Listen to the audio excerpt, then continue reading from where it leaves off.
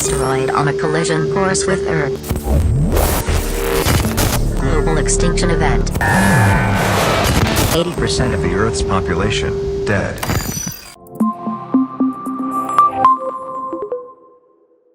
Hi there, it's Bodders here for Logitech G at E3, and I'm joined by Matt. Hello, Bodders. Hello, Matt. Matt and I have just been to Bethesda to play the amazing new Rage 2, which is jolly exciting. No, it really is. It's pretty mad, and it's a classic id shooter. Now, Matt, the combat was kind of amazing. Now, we saw played with a few different weapons, but crucially also the abilities as well. Yeah, so you've got a dash ability, which sounds quite dull, but it's actually really useful in this setting because you are getting a lot of rockets coming your way. This is a frenetic, fast game. And the ability to sort of dash around really quickly is really, really useful. There's the Shatter attack, which is a overpowered melee attack, which you use for shoving people out of the way, and often there's still the chance for shooting them a little bit when they're in the air, which is kind of amazing. It feels great. That's in addition to like the standard melee, which again in classic id style is already thumpingly amazing. It is a real crunching melee attack. It feels absolutely great. And the last one is like a huge ground pound. So you use this when you're kind of surrounded by people, you jump in the air, hit the ground really hard, and they go flying.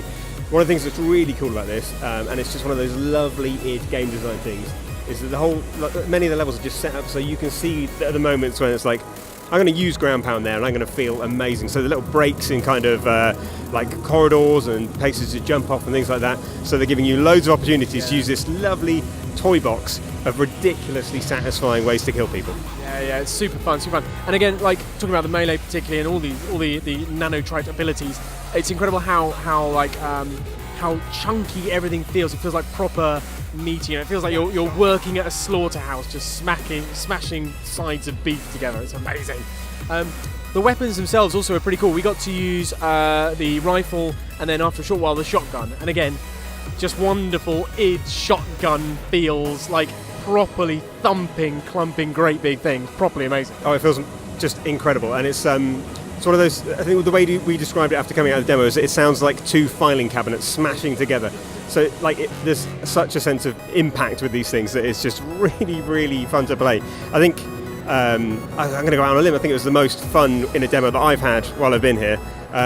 Which I sort of a little bit taken aback by, but it's exciting and brilliant, and I genuinely can't wait to play more. I would have played the demo twice if I could have done. Yeah, likewise. I mean, there's just so much contained in this environment. And you think, about this sort of post-apocalyptic setting, you might expect, a very dusty environment, sort of Mad Max wasteland. But actually, what they've created is a really rich, incredibly dense, vivid environment. It's like Mad Max has a late 90s rave. It's amazing. Like there's lots of neon colours everywhere, neon smoke everywhere. Yeah, the idea that I think we've seen this change over the recent years. The idea that every post-apocalypse has to be beige is completely erased with this. Like you've got, like you say, you've got like deep green wetlands. I think it's set 30 years after the sort of cataclysmic event, so nature is sort of starting to come back and reclaim the land a little bit. So you're still getting a real Mad Max feel from this. Like the convoys are there, and it's very Mad Max. So that palette is there, but there's variety as well. So we didn't actually go hands-on with that stuff, but we do know it's there. Yeah, I mean, it really doesn't seem like the kind of post-apocalyptic wasteland you're going to get very bored in. There's going to be lots of stuff to do.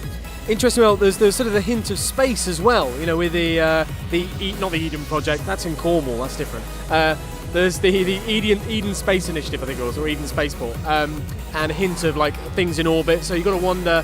Again, looking at the verticality of the game as it is, whether or not there might be some zero-G action to enjoy as well at some point.